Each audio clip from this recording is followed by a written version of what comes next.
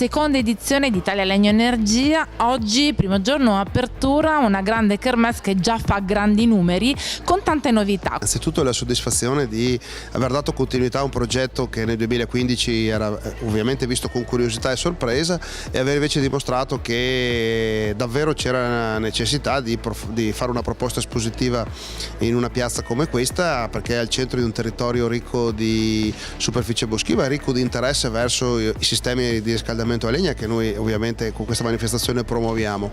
Abbiamo quindi presentato una manifestazione che è arricchita rispetto alla prima edizione di proposte, perché sono più di 200 le aziende che sono iscritte, non solo stufe, non solo cabinetti, non solo pellet, ma c'è un grande spazio sia per le macchine, per la prima lavorazione del legno, quindi tutta la fase a monte di questa filiera. Abbiamo allestito un'area all'esterno del padiglione fieristico proprio perché le macchine sono in funzione, possono lavorare e quindi fare una dimostrazione anche pratica delle potenzialità che hanno, e per uno dei comparti più interessanti che è quello della cottura. Parliamo anche di cucine. Abbiamo creato un'iniziativa che abbiamo ironicamente chiamato Progetto Cuoco, in quanto vuole ricordare Progetto Fuoco, che è comunque l'evento mondiale da cui poi tutto questo lavoro deriva. Progetto Cuoco consta principalmente di due iniziative: un'iniziativa di esposizione. Ogni azienda che ha partecipato a questo progetto presenta le sue cucine più belle, e quindi il visitatore vedrà le 10 cucine a legna o a pellet più belle del mercato, le più prestigiose e più importanti, ma poi dirà: si mangia bene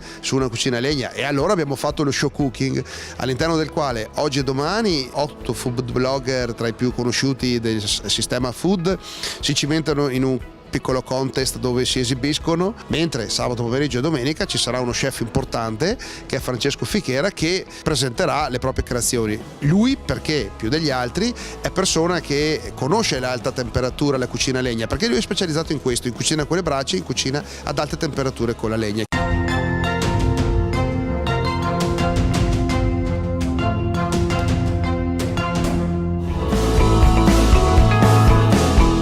Oggi in Italia presidiamo il settore in maniera molto forte, perché Progetto Fuoco è una manifestazione di successo riconosciuto anche internazionale, e Arezzo si è dimostrato tra un'edizione e la successiva di Progetto Fuoco un buon momento.